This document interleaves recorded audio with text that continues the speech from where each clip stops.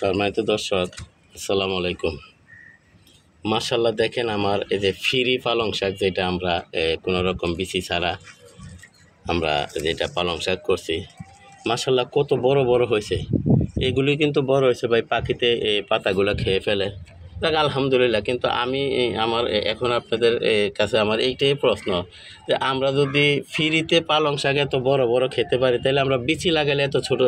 আমি তো বিচি লাগাইছি, বিচির পালং শাক উঠেছি আজ থেকে প্রায় 10-12 দিন আগে। আপনারা দেখছেন যে এই এত ছোট ছোট পালং শাক আমরা এরকম ছোট ছোট উঠেছি। এখন দেখেন আমরা বিনা পয়সার পালং শাক কত বড় হয়েছে আলহামদুলিল্লাহ। তাহলে তো আমার এই কষ্ট করে আর বিচি রোপণের প্রয়োজন পড়ে না ভাই।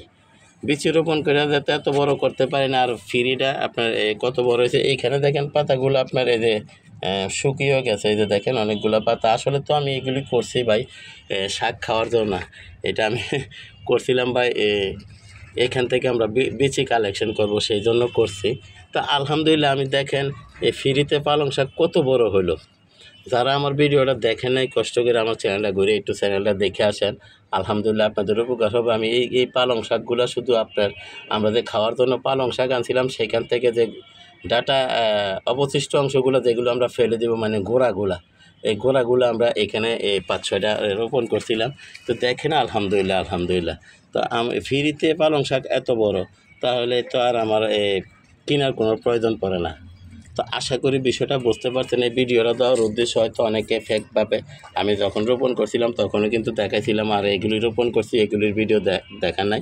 একজন আমারে কমেন্ট করছিল, ভাই আপনি তো এই যে টপে রোপণ করছিলেন এইটাই দেখাইলেন, কিন্তু আপনি যে রোপণ করলেন এই প্লাস্টিকের ড্রামে, সেটা কি বড় হলো না, মরে গেছে, সেটা একটু দেখেন। সেই জন্য আমি আজকে এই যে হয়তো 1-1.5 মিনিটের একটা বা 2 মিনিটের একটা ভিডিও নিয়ে আসছি আপনাদেরকে দেখেন আলহামদুলিল্লাহ।